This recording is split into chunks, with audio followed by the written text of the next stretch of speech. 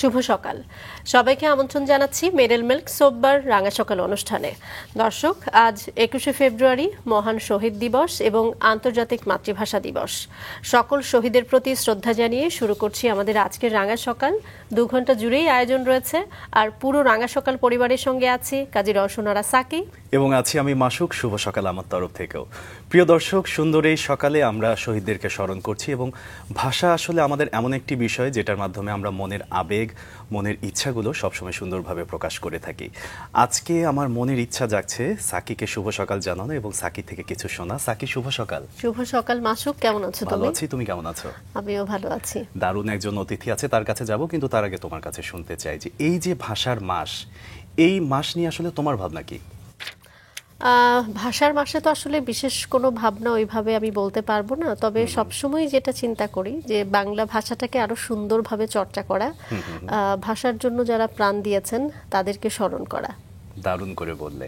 কবি আল মাহমুদও কিন্তু তার ভাষায় কিছুটা বলেছিলেন, আমি একটু 4 লাইন বলতে চাই। প্লিজ বলো। ফেব্রুয়ারির 21 তারিখ দুপুর বেলার ওয়াক্ত, বৃষ্টি নামে, বৃষ্টি কোথায়, বরকতের রক্ত। হাজার যুগের সূর্যতাপে জ্বলবে এমন লাল যে, সেই লোহিতেই লাল হয়েছে কৃষ্ণচূড়ার ডাল যে। প্রিয় দর্শক, আজকে আমাদের মাঝে উপস্থিত আছেন একজন আবৃত্তি শিল্পী, তাই আমি খুব বেশি আবৃত্তির যে বৃথা চেষ্টা সেটা করব না। আজকে আমাদের অতিথি হিসেবে রয়েছেন আবৃত্তি শিল্পী এবং লেখক নাসিমা খান বকুল। চলুন তাকে স্বাগত জানাই। শুভ সকাল। শুভ সকাল। শুভ সকাল। কেমন আছেন? ভালো আছি। সকালটা খুব সুন্দর থাকে, সকালের প্রতি আমার একটা ভালোবাসাও আছে। নিশ্চয়ই। এবং আমাদের সময়টাতে বিশেষ করে ফাল্গুন মাস, মানে একটু কুয়াশা, তার সঙ্গে একটু মিষ্টি বাতাস, না ফাল্গুনের হাওয়া একদমই। এবং আমাদের সকালটিও আমরা যখন বিশেষ করে রাঙা সকালে থাকি অনেক বেশি ঐশ্বর্যমণ্ডিত থাকে, আপনাদের মতো অতিথিদেরকে আমরা কাছে পাই।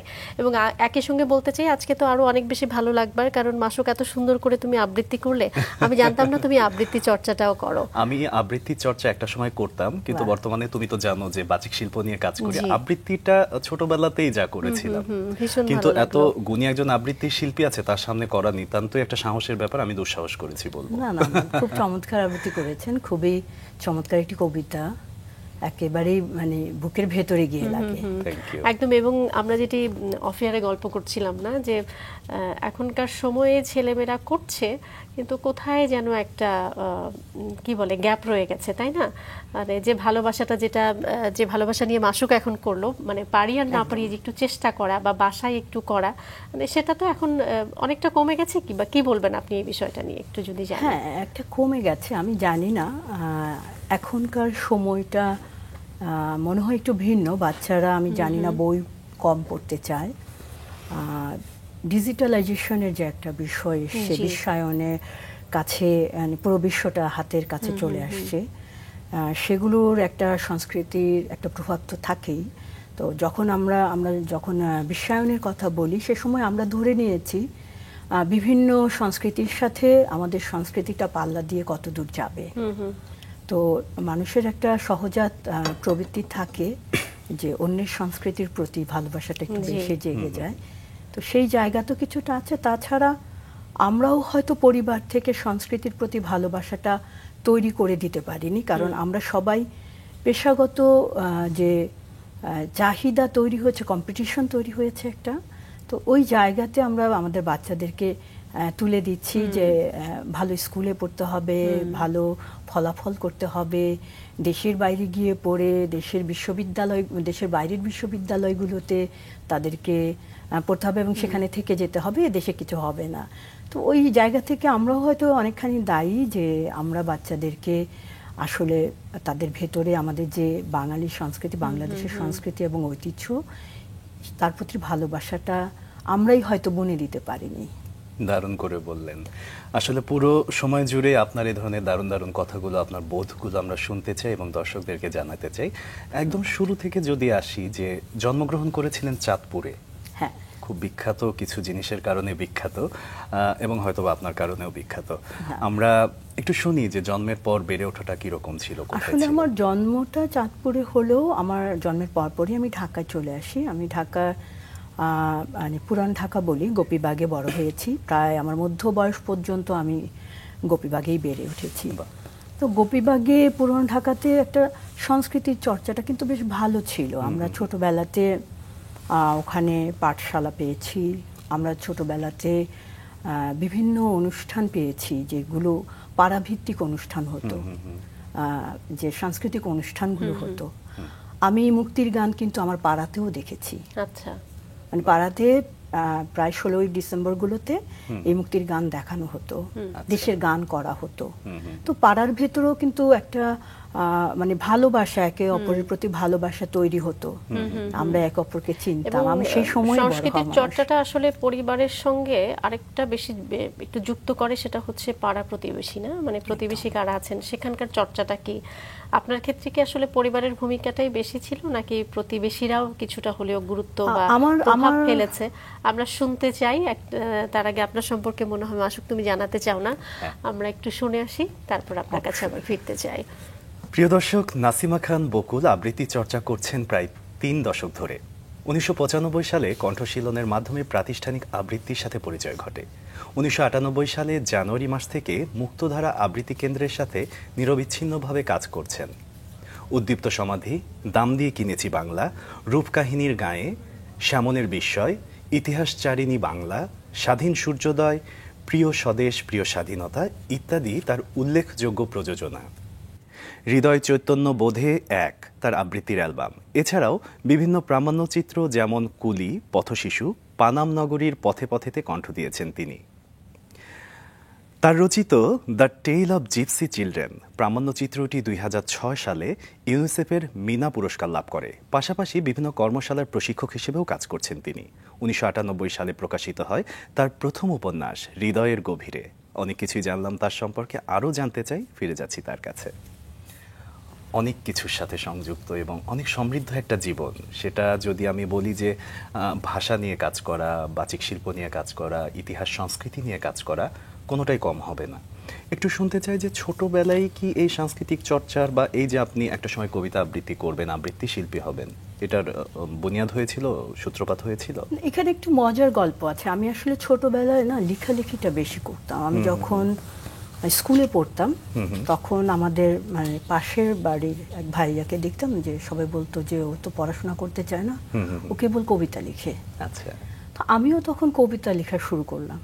আমার ভাইয়াকে দেখে মনে হতো আচ্ছা তাহলে তো আমিও একটু কবিতা লিখতে পারি। তো তখন থেকে আসলে কবিতা হতো কিনা জানি না। আমাদের সময়ে যে বার্ষিক পরীক্ষার পরে আমাদের তো কাগজের খাতা ছিল, ওরকম বাইন্ডিং ছিল না, তো ওখান থেকে যেগুলো বেঁচে যেত আমরা আবার নতুন করে খাতা তৈরি করতাম, করে সেখানে কবিতা লিখতাম। তো সেই কবিতা লেখা তখন শুরু। আর আবৃত্তিটার প্রতি ভালোবাসা এসছে আমরা একটা সময়ে যখন বইমেলা হতো বাংলা একাডেমির প্রাঙ্গণের বাইরে দোয়েল চত্বর থেকে টিএসসি পর্যন্ত যে রাস্তাটা, সেখানের উপরে দুপাশে কিন্তু স্টল হতো এবং সেখানে আবৃত্তির অ্যালবামগুলো প্রচুর বাজত। তো আমরা যখন হেঁটে যেতাম এই যে অ্যালবামগুলোতে শুনতে পেতাম, পুরো মেলা জুড়েই কিন্তু অ্যালবামগুলো আমাদেরকে খুব টানতো যে আবৃত্তি হচ্ছে। মানে একেবারে প্রাতিষ্ঠানিক আবৃত্তির দিকে ঝোঁকাটা ওই অ্যালবামগুলো শুনে। আর তার আগে হচ্ছে আমাদের স্কুল কলেজগুলোতে তো অবশ্যই আবৃত্তি প্রতিযোগিতা বা এইসব কাজের সঙ্গে আমরা কম বেশি যুক্ত ছিলাম, কিন্তু একেবারে কিন্তু একেবারে আবৃত্তি শিল্পী হবার স্বপ্নটা কিন্তু তখনও হয়নি। কিন্তু সেই বয়সে আমার আসলে লেখক হবারই স্বপ্ন ছিল। এবং এই যে কবিতা মানে কবিতা লিখবো এইখানে এসেও কিন্তু আবার ওই লেখা থেকে কিন্তু আমি আবৃত্তিতে ঢুকি, সেটারও একটা মজার গল্প আছে আর কি। সেই গল্পটা আমরা শুনবো।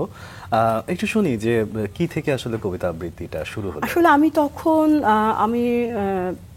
একটা পত্রিকার নারী পাতায় সাহিত্য লিখতাম, তো লেখালেখি, তো ওখানের একজন সাংবাদিকের সাথে তখন পরিচয় হলো।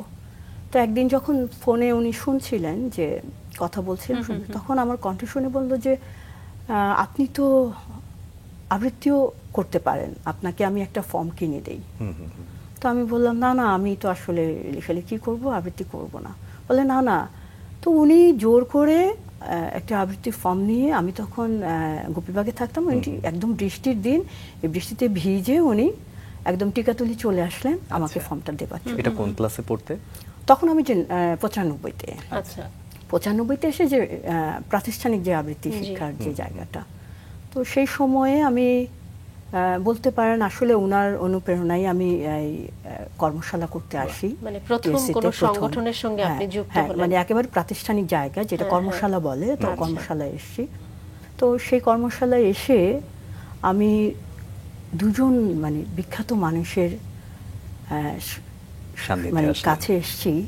তাদের মধ্যে একজন হচ্ছেন ওয়াহিদুল হক, জি আরেকজন হচ্ছেন নরেন বিশ্বাস, বাহ। অধ্যাপক নরেন বিশ্বাস। জি তো ওই সময় ওই 3 মাস আমাকে একেবারেই বদলে দিয়েছে।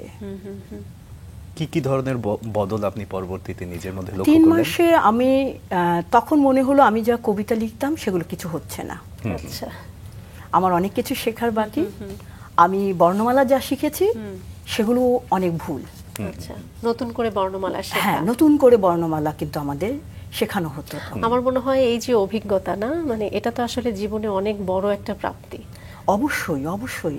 নিশ্চয়ই। আমি আমার ভাষাটাকে জানছি না, তো তখন আমাদেরকে বলা হতো যে আচ্ছা তুমি যে কর্মশালা করেছো তাহলে এটার মানে এরপরে কি করতে চাও। জি তখন আমার মনে হলো যে আমার যদি সুযোগ হতো আমি সমস্ত প্রাথমিক বিদ্যালয়গুলোতে যেতাম, সেখানে গিয়ে আগে শিক্ষকদেরকে কিছু এই কর্মশালা কর্মশালার করাতাম যে অন্তর্ভুক্ত করা হতো। বর্ণমালাটা আমাদের বাচ্চাদেরকে ঠিক করে শেখান। জি সেখানে কি ছোট ছোট মানে কি বলবো আমরা পুঙ্খানুপুঙ্খভাবে আপনি অনেক কিছু শিখেছেন, সেখান থেকে আমরা ছোট ছোট কিছু টিপস আজকে নিব। তার আগে আপনার কণ্ঠে একটা আবৃত্তি শুনতে চাই। আমি প্রথমে সিকান্দার আবু জাফরের কবিতা রাষ্ট্রভাষা বাংলা চাই জি এটা দিয়ে শুরু করছি, ছোট্ট একটি কবিতা। জি। সেদিনও ঠিক ফাগুন বেলা উদাস হাওয়া বইছিল, কৃষ্ণচূড়ার সঙ্গে কোকিল প্রাণের কথা কইছিল। হঠাৎ ওদের আঘাত করে চেতনারি দরজায় শুনতে পেল ভাষার দাবি নিয়ে কারা গর্জায়, রাষ্ট্রভাষা বাংলা চাই। গুলির শব্দে সব একাকার, রক্তধারা বইছিল, তবুও তারা স্লোগান দিয়ে প্রাণের কথা কইছিল, রাষ্ট্রভাষা বাংলা চাই, রাষ্ট্রভাষা বাংলা চাই, রাষ্ট্রভাষা বাংলা চাই। চমৎকার একটি আবৃত্তি শুনলাম আপনার কণ্ঠে। ধন্যবাদ। এই যে আবৃত্তির চর্চা আপনি যেটি বলছিলেন যে স্কুল কলেজ থেকে তো আসলে ছোট ছোট করে করাই হতো, পাড়ার ভিতরে একটা আয়োজন হতো, সেই সময়ও নিশ্চয়ই ছোট ছোট আবৃত্তি করা হতো না, এবং আপনার ভালোবাসাটা ছিল লেখালেখিতে। আপনি কোনো বন্ধুর কথা বলছিলেন যার দ্বারা প্রভাবিত হয়েই আসলে আবৃত্তি চর্চার সঙ্গে নিজেকে যুক্ত করলেন। তখন থেকে কি মোটামুটি মনোনিবেশ করা হলো যে আমি এই চর্চাটাকে একদম নিজের মতো করে আমি এগিয়ে নিয়ে যেতে চাই? 95-তে 3 মাসের কর্মশালা কোর্স করে তারপরে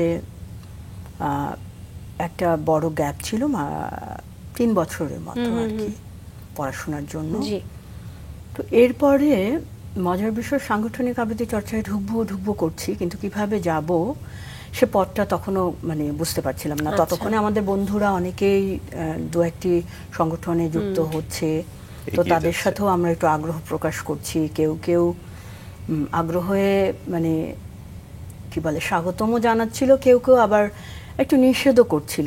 সব মিলিয়ে একটা সংশয়ের ভেতর দিয়েছিল।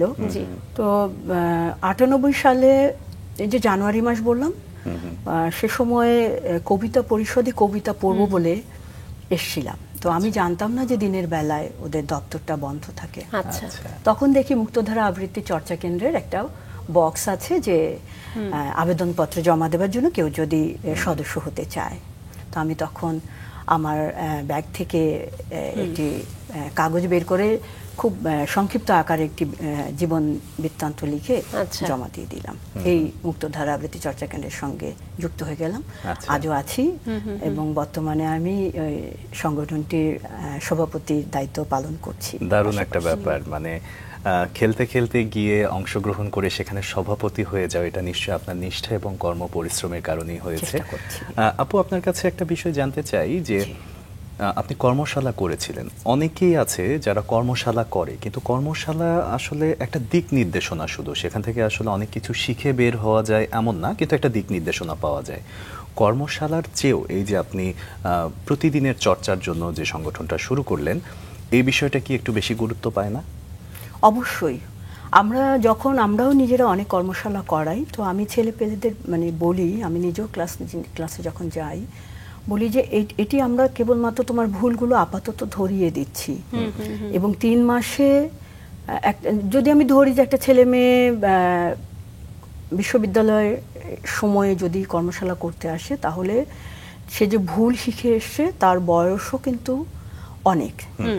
তো নরেন স্যারের মতো করেই বলতে চাই যে ভুলগুলো আমার বয়সের সঙ্গে সঙ্গে হৃষ্টপুষ্ট হয়েছে।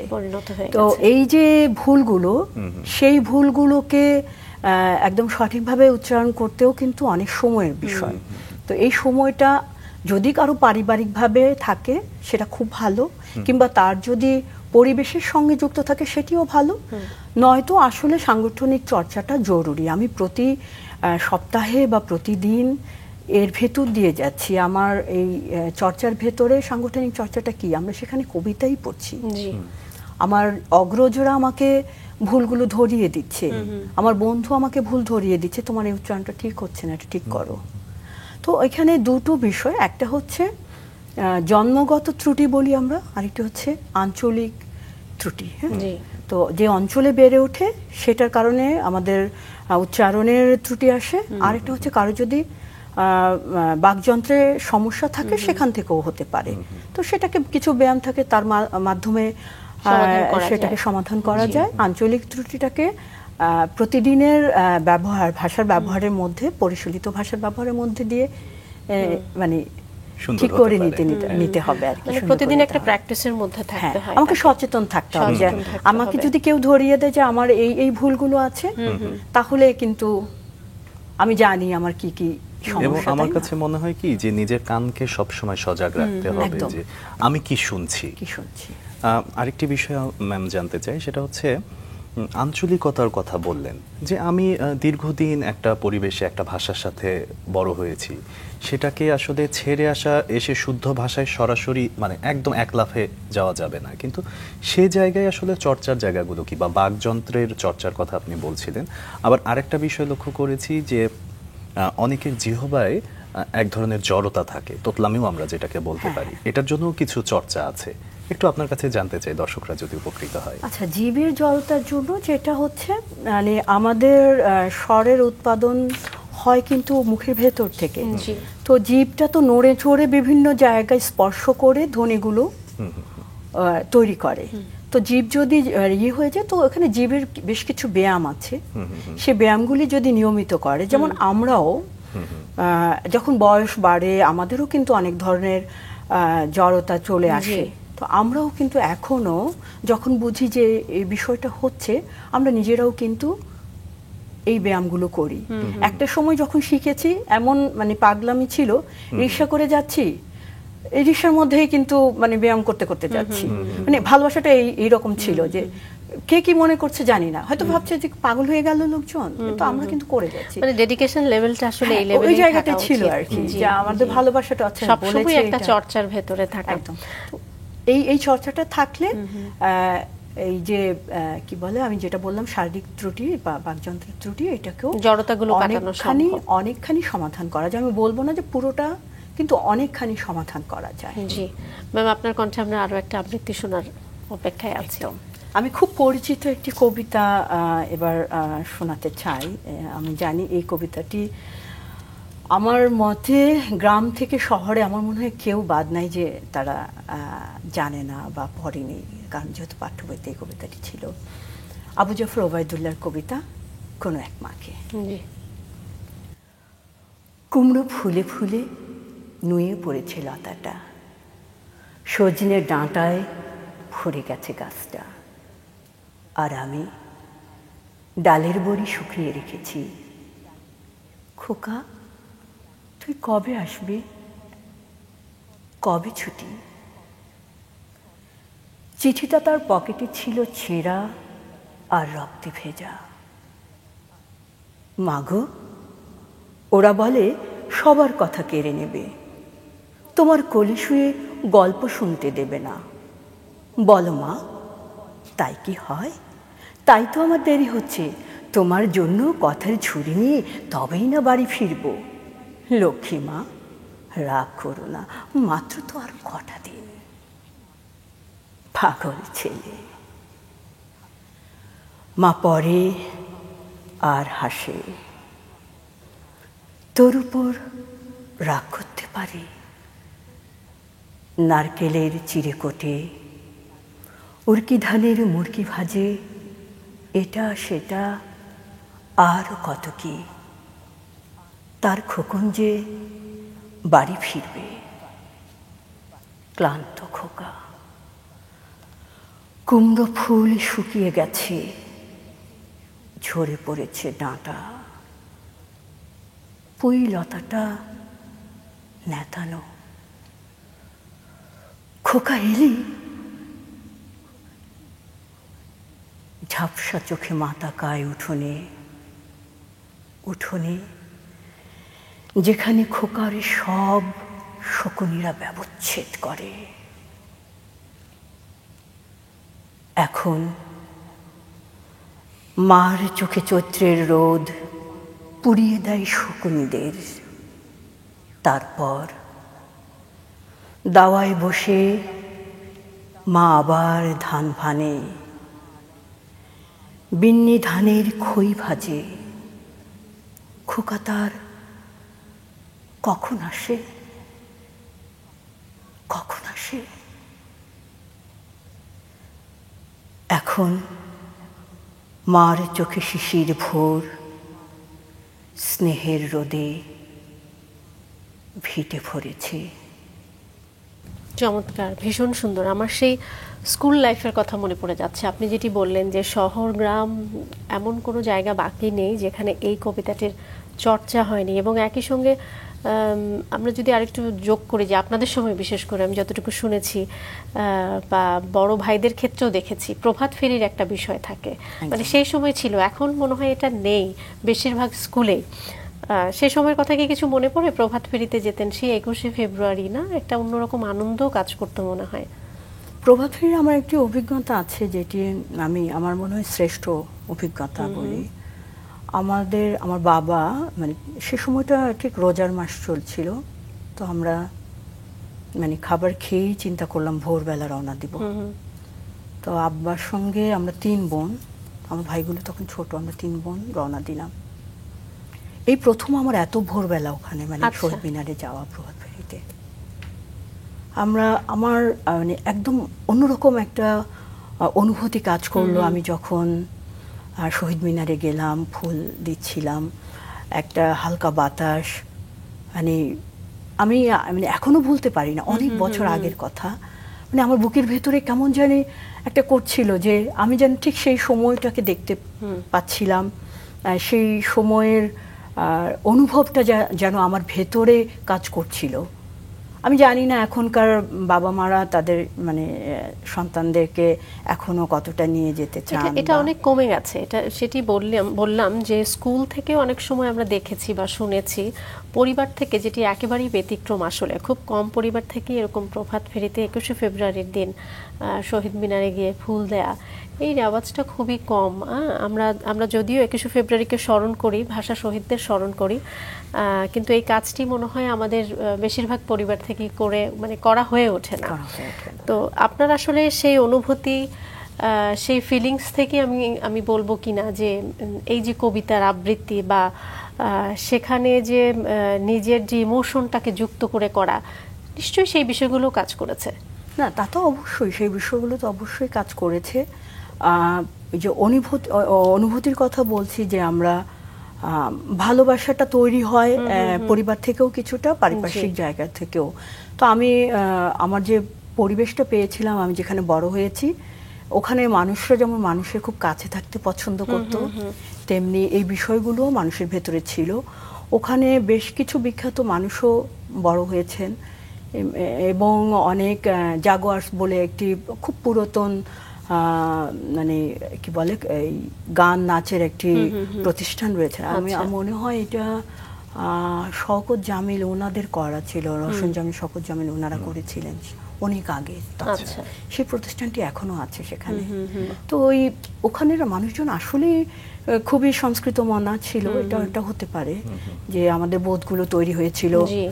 আমরা যদি আরো ছোটবেলার কথা বলি, যখন স্কুল থেকেও যদি না নিত, আমরা আমাদের যে বড় বারান্দা ছিল, টানা বারান্দা ছিল, বারান্দায় আমরা বাঁশের কঞ্চিগুলো চিকন চিকন করে কেটে আমরা বারান্দায় শহীদ মিনার বানাতাম। এবং তার পিছনে একটা গোল মানে লাল একটা কাগজ নিয়ে আসতাম, একটা সূর্য করে দিতাম। এবং পাশের বাড়ি থেকে আমাদের কিন্তু ফুল চুরি করার খুব অভ্যেস ছিল সেই বয়সে। বিশেষ করে 21শে ফেব্রুয়ারি। হ্যাঁ, তো আমরা কি করতাম, পাশের বাড়ি থেকে ফুল চুরি করে নিয়ে আসতাম ভোরবেলা গিয়ে, যে ওই বেদিতে আমাদের বানানো বেদিতে দিতে হবে। কিন্তু আমরা ঘর থেকে কিন্তু তৈরি করেছি। কিন্তু আমি এখন বাচ্চাদের ভিতরে এই যে একটা শহীদ মিনার তৈরি করার বিষয় বা এটা একদমই হারিয়ে গেছে। আমি জানি না মাসুক তুমি কি বলবে, এটা একদমই হারিয়ে গেছে। কিন্তু এটা এখন আর খুব একটা চোখে পড়ে নাই। যে আপনি যেটি বলছিলেন যে বাঁশের কঞ্চি দিয়ে বারান্দায়, কিংবা অনেক সময় অনেক জায়গায় এটাও আমি দেখেছি গ্রামের বাড়িতে, যে দুটো ইট দিয়ে একটু কাদা পানি টানি দিয়ে একটু চেষ্টা করা, না এটা এখনকার বাচ্চারা বলতেই পারবে না, এটা একেবারেই হারিয়ে যাবার পথে। কিন্তু আমরা চাই এই বিষয়গুলো, এই ছোট ছোট আনন্দগুলো বেঁচে থাকুক আমাদের জীবনে। আমি আরেকটু আপনার এই লেখালেখি নিয়ে আসতে চাই। লেখালেখির জীবনটা তো কবিতার আগেই শুরু হয়েছে, আবৃত্তি চর্চার আগেই শুরু হয়েছে। তখন কি লেখা হতো কিছু মনে পড়ে? মানে হ্যাঁ, আমি স্কুলে থাকতে কবিতা দিয়ে শুরু করেছি। আমার কেন জানি খুব প্রকৃতি উপরে বেশ ভালোবাসা ছিল। আমি নদীর কবিতা লিখতাম, আমি সবুজের কবিতা লিখতাম। আমি যখন কলেজে পড়ি তখন বিভিন্ন গল্পের বইগুলো পড়তে পড়তে আমি নিজেকে অন্যরকম ভাবে আবিষ্কার করা শুরু করলাম। আমার স্বপ্নগুলো বদলে গেল। তো সেইখানে আমরা বেশ কিছু প্রবন্ধ লিখতাম। আমাদের সময় ওই বয়সটাতে দেখেছি আমি গ্রামে বিভিন্ন জায়গায় যৌতুকের জন্য অনেক মেয়েকে নিপীড়নের ভেতর দিয়ে যেতে হতো, পরিবারকে যেতে হতো। আমি সেই সময়ে অনেক বেশি প্রবন্ধ লিখতাম, অনেক। হ্যাঁ, স্কুল ম্যাগাজিনগুলোতে। আমাদের কিন্তু সেই সময় দেয়াল পত্রিকা ছিল, একটি সাহিত্য ম্যাগাজিন বের হতো স্কুলগুলো কলেজগুলো থেকে। আমরা কিন্তু সেই বয়সে কবিতা লিখতাম, প্রবন্ধ লিখতাম দেয়াল পত্রিকাতে, আমার মনে আছে। তো ওখানেও কিন্তু আমাদের একটা মানে কাজের জায়গা ছিল, আমাদেরকে তৈরি করে দেবার জায়গা ছিল আর কি, প্রতিষ্ঠান থেকেও। যে তার ভেতরের যে প্রতিভা যদি বলি আমরা, যে সেটাকে কি করে স্ফুরণ ঘটানো যায়, সেই জায়গাতেও কিন্তু বিভিন্ন শিক্ষা প্রতিষ্ঠানগুলো কাজ করতো। আপনার কথা শুনে যেটা মনে হচ্ছে যে আপনি তো সংস্কৃতি প্রেমী ছিলেনই, একই সাথে সামাজিক দায়িত্ববোধের জায়গা থেকেও লেখালেখিটা করতেন। একটা বোধ ছিল আপনার মধ্যে, যে বিষয়টা খুবই সুন্দর। আমরা গল্প করছিলাম লেখালেখি নিয়ে, আবৃত্তি চর্চা নিয়ে। আমরা মনে হয় আরেকটা আবৃত্তি শুনতে চাই আপনার কণ্ঠে, তারপর আবারও গল্পে ফিরব। অবশ্যই। আমি এবার যে কবিতাটি পড়ছি, কবিতার নাম 21-এর কবিতা, কবি আশরাফ সিদ্দিকীর কবিতা। জি। পাখি সব করে রব, রাতি পোহাইল, কাননে কুসুম কলি সকলি ফুটিল। কবেকার পাঠশালায় পড়া মন্ত্রের মতো সেই সুর, সুর নয়, স্মৃতির মধুভাণ্ডার। সেই আমার দেশ, মাঠ, বন, নদী, আমার দেশের জারি সারি ভাটিয়ালি মুর্শিদি, আরও কত সুরের সাথে মিশে আছে আমার মায়ের মুখ, আমার মায়ের গাওয়া কত না গানের কলি। বিন্নি ধারের মাঠের ধারে হঠাৎ কয়েকটি গুলির আওয়াজ, কয়েকটি পাখির গান শেষ না হতেই তারা ছড়ে গেল, পড়ে গেল মাটিতে। সেই শোকে কাল বৈশাখীর ঝড় উঠল আকাশে, মাঠ কাঁপল, ঘাট কাঁপল, বাট কাঁপল, হাট কাঁপল, বন কাঁপল, মন কাঁপল। ইতিহাস থমকে দাঁড়িয়ে লিখে নিল সব।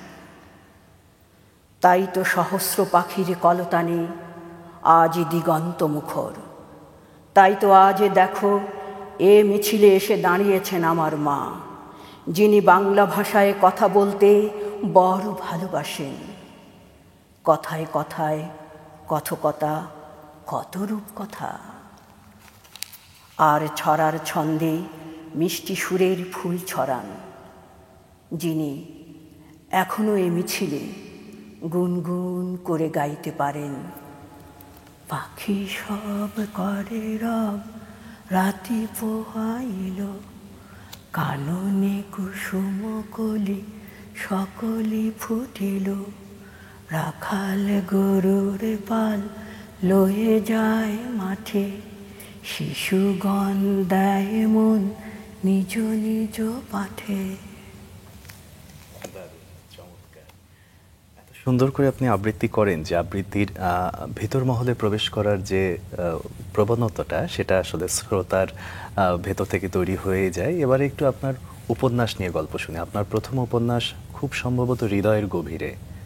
কিভাবে লিখলেন, কিভাবে প্রকাশ করলেন? আচ্ছা, এটা 98 সনে, তখন আসলে বয়স অনেক কম। এটি একেবারেই প্রেমের গল্প। একটি শহরের মেয়ে গ্রামে গিয়ে একটি ছেলে প্রেমে পড়ে, তারপরে গ্রামের অনেকগুলো দৃশ্যায়ন আছে। তো ওই গল্পটি লেখার পরে আমার মনে হলো যে আমার আসলে আপাতত লেখা উচিত না। কেন এই তো বোধটা দীর্ঘ কেন? একটি বিরতি পড়ে গেল, এবং এর মধ্যে যখন আবৃত্তিতে ঢুকেছি তখন মনে হতে শুরু করলো এত এত লেখা পড়ছি যে আসলে আমি তো কিছু শিখিনি, আমার তো অনেক কিছু শেখার আছে, তারপরে আমার লিখতে হবে। এবং একই সময় আসলে পেশাগত জায়গায়ও খুব ব্যস্ত হয়ে পড়লাম।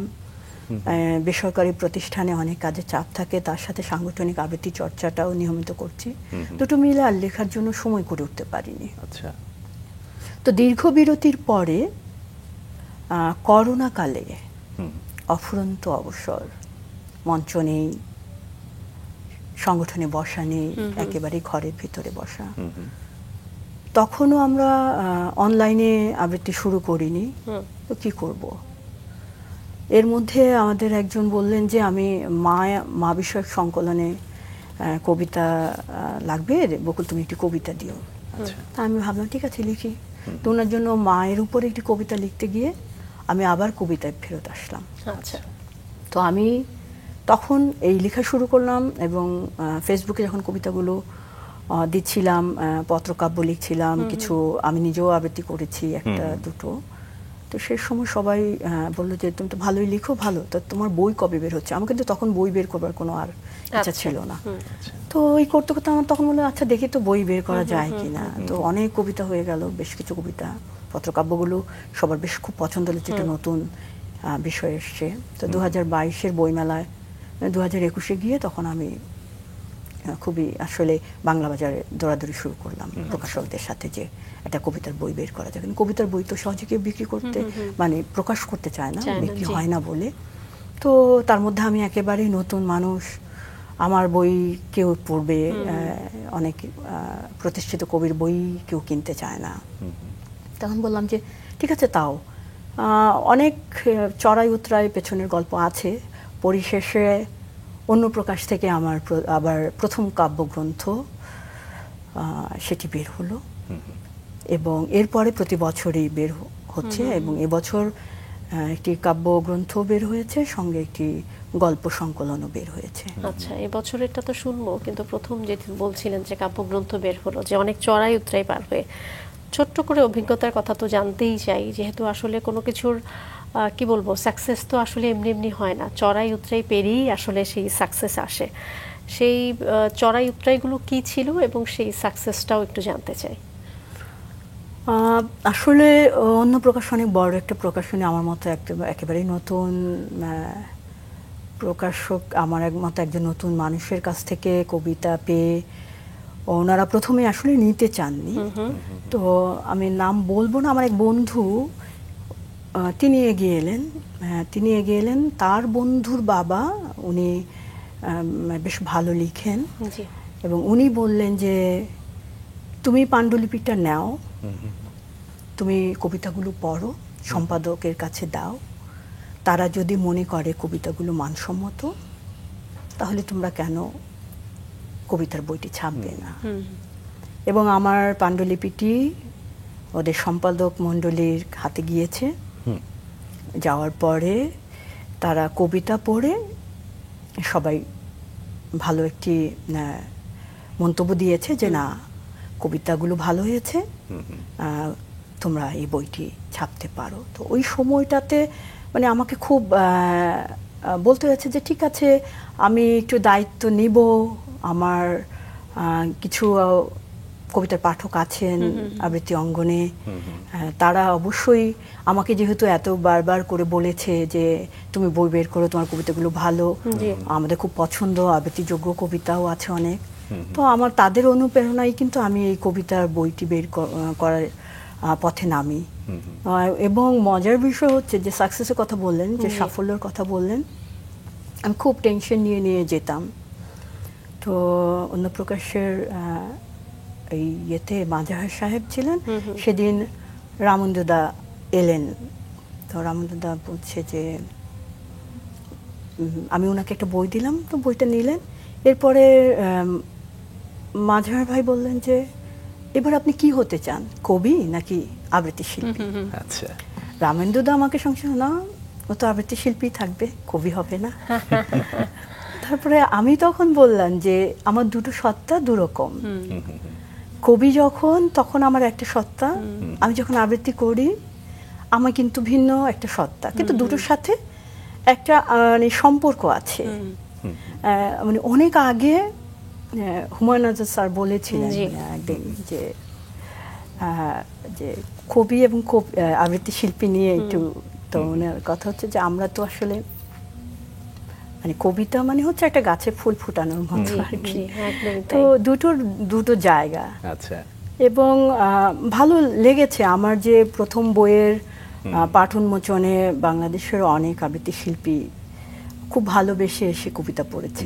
দারুণ। এবং কবি আসাদ চৌধুরী ছিলেন সেই উন্মোচনে, আশরাফুল আলম ছিলেন, অনেক বড় বড় মানুষের সান্নিধ্য পেয়েছি এবং তাদের স্নেহ পেয়েছি আমি। যেমন বিষয়ে কথা বলছিলেন তেমনই একটি বিষয়ে আসতে চাই, সেটা হচ্ছে যে আবৃত্তি শিল্পী এবং নির্দেশক, এই দুটো বিষয় কিন্তু অনেক সময় দেখা যায় যে একসাথে যেতে গেলে একটু বাধাবিঘ্নের সৃষ্টি হয় বা দুইটার কোনো একটা আরেকটাকে ছাপিয়ে যায়। তো আপনি যেহেতু আবৃত্তি শিল্পীও এবং একই সাথে আপনার বিভিন্ন প্রযোজনাও রয়েছে যেগুলো নির্দেশক, আপনি একটু শুনতে চাই যে ভেতর কি কোনো ইন্টারনাল সংঘর্ষ হয় কিনা দুই শিল্পের মধ্যে? আমি বৃন্দ যখন করি তখন আসলে বৃন্দগুলোতে খুব বেশি সমস্যা হয় না। আমার প্রথম প্রযোজনা ছিল মুখোমুখি দাঁড়াবার এইটার সময়, এটি 4-5 বার মঞ্চায়ন হয়েছে, ঢাকার বাইরে গিয়েও আমরা বেশ কিছু মঞ্চায়ন করেছি। তো সেই সময়ে এর একেবারেই প্রথম অভিজ্ঞতা। আমার যারা অগ্রজ ছিলেন তারাও আমাকে বিভিন্নভাবে সাহায্য করেছেন। একটু সংঘর্ষ যেটা হয় যে পুরো বিষয়টি মাথায় রাখতে গিয়ে নিজের যে পরিবেশনা সেটি একটু খারাপ হয়ে যায়, এটা সত্য। এর পরবর্তীতে আমি আরেকটি পরিবেশনা নিয়ে আসি রবীন্দ্রনাথের উপরে, ধ্যানে আলোকরেখা। আমি প্রথম যে মঞ্চায়নে আমাকে বেশ কিছু অনুষঙ্গ, ওখানে কিছু মানে পাণ্ডুলিপির প্রয়োজনে একটু নাচ ছিল, গান ছিল, তো এদেরকে পেছন থেকেও মানে একটু গাইড করার বিষয় ছিল। তো আমি সেই প্রযোজনায় কিন্তু অংশগ্রহণ করিনি। আচ্ছা। কারণ আমার কাছে তখন একটা মানসিক চাপ ছিল যে একটা নতুন প্রযোজনা আসছে, আমি আগে দেখি, আমার নিজেকেও দেখতে হবে যে কোথায় কোথায় ত্রুটি রয়ে গেছে। যার কারণে আমার এটা ছিল যে আমি দ্বিতীয় প্রযোজনাতে, যখন দ্বিতীয়বার মঞ্চায়ন হবে এই প্রযোজনাটি, তখন আমি নিজে পরিবেশনে থাকবো। আচ্ছা, চমৎকার। আমার মনে হয় আমরা আরেকটা আবৃত্তি শুনি আপনার কণ্ঠে। দাউদ হায়দারের একটি কবিতা, জি, 21, ছোট কবিতাই। এই ঘাস, এই মাটির বুকে আস্তে করে পা রেখো। এখানে আমার ভাই বরকত, সালাম, আসাদেরা শুয়ে আছে। ওরা ব্যথা পাবে, ডুকরে কেঁদে উঠবে। এই নরম মাটিতে আস্তে করে পা ফেলো। আমার ভাইয়ের রক্তে এ বাংলা এখনো ভেজা স্যাঁতস্যাঁতে। এ মাটি রাত্রি দিন কেঁদে কেঁদে প্রার্থনা করে বিধাতার কাছে, আমার মায়ের ভাষা মুখ থেকে কেড়ে নিতে দেব না, দেব না। এই মাটির বুকে কিংবা বাতাসে কান পেতে শোনো, রাত্রির বেহালার করুণ সুরের মতো নীরবতা কাঁদছে যেন। আর এ বুলেটের ঘায়ে কোথাও রক্ত ছুটছে, আর কোথাও একটু রা শব্দ নেই, শুধু জননী পাখিগুলো কাঁদছে। চেয়ে দেখো, রাজপথে দুরন্ত রক্তের স্রোত, পুলিশের লাশ গাড়ির অক্লান্ত মহড়া, মা আমার বস্তির কুঁড়ে ঘর থেকে শাড়ির আঁচলে মুখ ঢেকে চেয়ে দেখছেন তার আদুরে ছেলেরাই বারবার শীত অধিকার ফেরাবার সংগ্রামে মিশে যায় মাটির বুকে কেমন হাসি মুখে। এই ঘাস, এই মাটির বুকে পা রেখো আস্তে করে, এখানে আমার কটি ভাই রক্তাক্ত শরীরে শুয়ে আছে। দারুণ দারুণ কবিতা আপনার কাছ থেকে শুনছি এবং আপনার জীবন ঘনিষ্ঠ কথাগুলো আমরা শুনছি। আমরা ভীষণ উৎসাহিত হচ্ছি, অনুপ্রাণিত হচ্ছি এবং সমৃদ্ধ হচ্ছি। আপনি তো কিছু পুরস্কারও পেয়েছেন, যেমন আমরা দেখতে পাচ্ছি যে আপনি the tale of gypsy children প্রামাণ্য চিত্রটির জন্য 2006 সালে মিনা পুরস্কার পেয়েছেন। আসলে এটা একটা ডকুমেন্টারি, জি। আমি সেই ডকুমেন্টারিটি আসলে পুরস্কার পেয়েছে। তার যে গল্পটি, ছোট গল্পটি, সেটি আর কি আমাকে লিখতে হয়েছিল, তো আমি লিখেছিলাম সেটির উপরে ডকুমেন্টারি হয়েছে, সেই ডকুমেন্টারিটি পুরস্কার পেয়েছে আর কি। দারুণ একটা বিষয়। এবং এইটা মানে প্রথমে আমাকে শহীদুজ্জামান বাদল ভাই, উনি ডকুমেন্টারিটি বানিয়েছিলেন, তো আমাকে বললেন যে একটি পত্রিকার একটি অংশ দিয়ে বললেন যে তুমি এটার উপর একটু লিখো। আচ্ছা। আমি বললাম যে শুধু পত্রিকার উপরে তো আমি লিখতে পারবো না, তো আমাকে সেই জায়গাটিতে যেতে হবে। তখন গাবতলীতে, এখন তো ভরাট হয়ে গেছে, তখন গাবতলীতে ওখানে অনেক নৌকা করে এই বেদেদের ছেলে মেয়েরা থাকতো। বেদেরা যখন বের হয়ে চলে যেত, তো মূলত হচ্ছে সেই বাচ্চাগুলো ওখানে কি করতো তার উপরে ছিল ডকুমেন্টারিটি। তো আমি কিন্তু ওখানে গেলাম, আমি গিয়ে দেখে তারপরে এসে আবার লিখলাম। আবৃত্তি চর্চার পাশাপাশি আপনার আবৃত্তির কিছু অ্যালবামও প্রকাশিত হয়েছে, একটু অ্যালবামগুলো নিয়ে শুনি।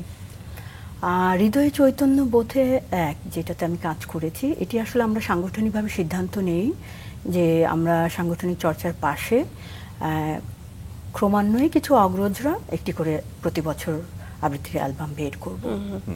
তো সেই সিদ্ধান্ত অনুযায়ী আমরা প্রথম 4 জন এই প্রথম অ্যালবামটিতে কাজ করি।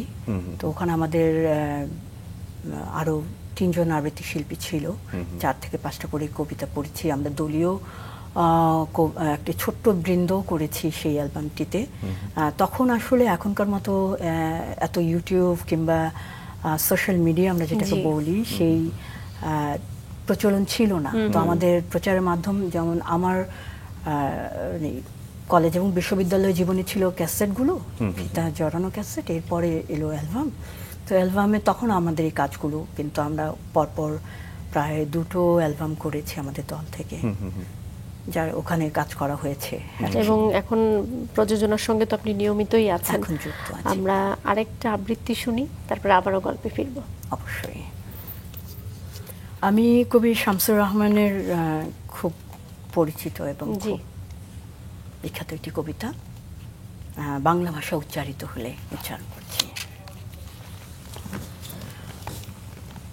বাংলা ভাষা উচ্চারিত হলে নিকানো উঠোনে ঝরে রৌদ্র, বারান্দায় লাগে জ্যোৎস্নার চন্দন।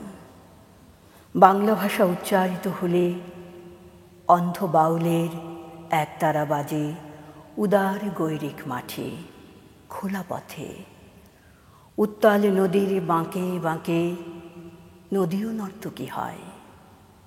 যখন সকালে নতুন শিক্ষার্থী লেখে তার বাল্য শিক্ষার অক্ষর, কাননে কুসুম কলি ফোঁটে, গো রাখালের বাঁশি হাওয়াকে বানায় মেঠো সুর, পুকুরে কলস ভাসে। বাংলা ভাষা উচ্চারিত হলে চোখে ভেসে ওঠে কত চেনা ছবি। মা আমারে দোলনা দুলিয়ে কাটছেন ঘুম পাড়ানিয়া ছড়া কোন সে সুদূরে। সত্তা তার আশা বরি, নানি বিষাদ সিন্দুর স্পন্দে দুলে দুলে, রমজানি সাঁঝে ভাজেন ডালের বড়া, আর ২১-এর প্রথম প্রভাত ফেরি অলৌকিক ভোর। চমৎকার, ভীষণ অসাধারণ। সুন্দর, তাই না মাসুদ? সত্যিই তাই। আমরা একদমই মুগ্ধ হয়েই আসলে শুনছিলাম।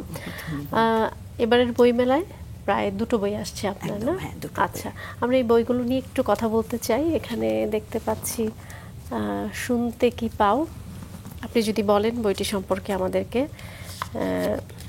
যতটুকু দেখতে পাচ্ছি এটা একটি কবিতার বই। এটি একটি কবিতার বই। প্লিজ একটু বলবেন বইটি সম্পর্কে, কবে থেকে লিখলেন, কতদিনের কি বলবো গোছানো ভালোবাসা এগুলো, যেটা এবারের বই মেলায় আসলো। জি। আমরা মানে আসলে একটি বই বের হয়ে যায়, তারপরে আমরা তো আসলে নিয়মিত লিখতে থাকি। জি তো বলুন প্লিজ। নিয়মিত লিখতে থাকি, সে কারণে এই বইটিতে আমার একটি বিশেষ সংখ্যা আছে, অর্থাৎ 50টি কবিতা আমি রেখেছি খুব সচেতনভাবে। জি। 50টি কবিতা আছে এই বইতে, এবং নামটিও একেবারেই সময়ের সাথে মানে মিল রেখেই রাখতে চেষ্টা করেছি। এখানে অনেক ধরনেরই কবিতা আছে, সময়ের কথা বলে।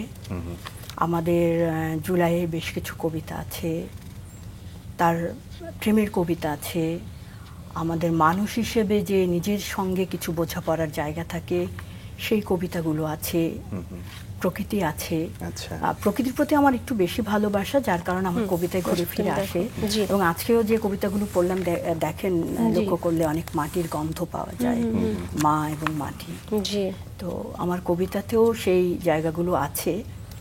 এই সব মিলিয়েই আমি আসলে বলতে চেয়েছি যে শুনতে কি পাও, এই বিষয়গুলো হচ্ছে, সেগুলো কি তুমি শুনতে পাচ্ছ? জি। আমি আমাদের পাঠককে বলতে চাচ্ছি, ওই জায়গা থেকে আমি নামটা লিখেছি। এবং চমৎকার, প্রায় 50টি কবিতা আপনি যেটি বললেন, না? আর ছুটছে সময় একটু দাঁড়াও, এটা উপন্যাস?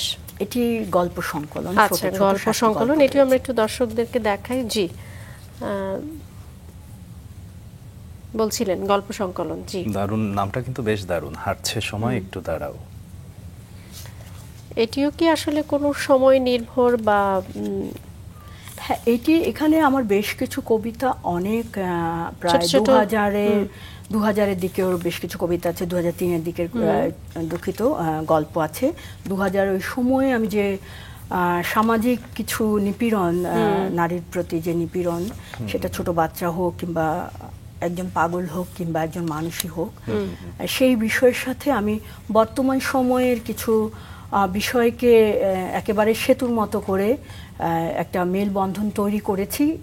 এর মূল বক্তব্যটা হচ্ছে, ওই সময়েও আমাদের সমাজের চিত্রটা যা ছিল, আমরা যে সভ্যতার এতগুলো বছর পেরিয়ে এসেছি, আমরা যে এত আধুনিক হয়েছি, কিন্তু আমাদের মেধা ও মননে তার কোনো ছাপ নেই। আমরা যে অন্যায়গুলো আগে করেছি, সে অন্যায়গুলো আমরা এখনো করছি। যার কারণে আমি নামটাও দিয়েছি যে হাঁটছে সময়, অর্থাৎ সময় এগিয়ে যাচ্ছে, তুমি একটু দাঁড়াও, দাঁড়িয়ে পেছনে ফিরে দেখো, যে দেখতে পাচ্ছ যে দুটো বিষয় কিন্তু একই রয়েছে। খুব সুন্দর একটা বোধ। আমরা আরো একটা কবিতার আবৃত্তি শুনি ফেলি আপনার কণ্ঠে এখন। আমি এবার মানে জি, 21-এর যে প্রহরের কথা বলছিলেন যে একদমই অন্যরকম, আমি সেই প্রহর নিয়ে একটি কবিতা আছে, কবি শেখর বরণের কবিতা, সেটি পড়ছি। কোথায় চলেছ মৃদু পায়ে, প্রভাত ফেরির মিছিলে, নাকি বর্ণমালা মিছিলে হেঁটে যায়? নগ্ন তোমার পদযুগল, শোকের ছায়া জড়িয়েছ গায়ে। কোথায় চলেছ মৃদু পায়ে, প্রভাত ফেরির মিছিলে, নাকি বর্ণমালা মিছিলে হেঁটে যায়? সামনেই আলোর দেয়ালি, অসংখ্য তারা জলে নেভে, সারিবদ্ধ মানুষ স্বপ্ন নিয়ে সামনে এগিয়ে যায়। অনাদিকাল থেকে যে মুখে ফোটেনি কোনো ভাষা, সে মুখ আজ গর্জে ওঠার ভাষা শিখেছে। এখন সে মুখ বুঝে সব সহ্য করে না। এখন এ মাটিতে শহীদের রক্ত গোলাপ হয়ে ফোটে। আলতো পায়ে স্পর্শ করো এ মাটি।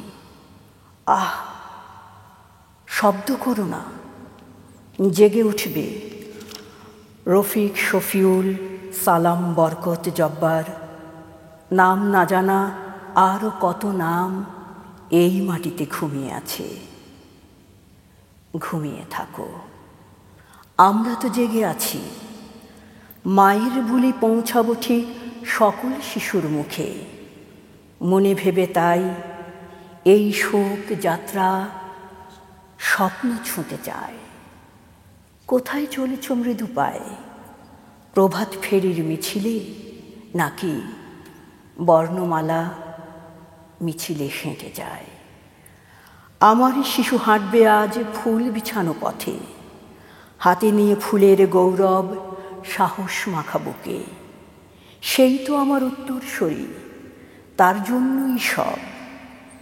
আজ কোনো কান্না নেই, নেই কোনো সংকোচ। তাই তো আমার বর্ণমালায় বর্ণিল এই উৎসব। কোথায় চলেছ মৃদু পায়?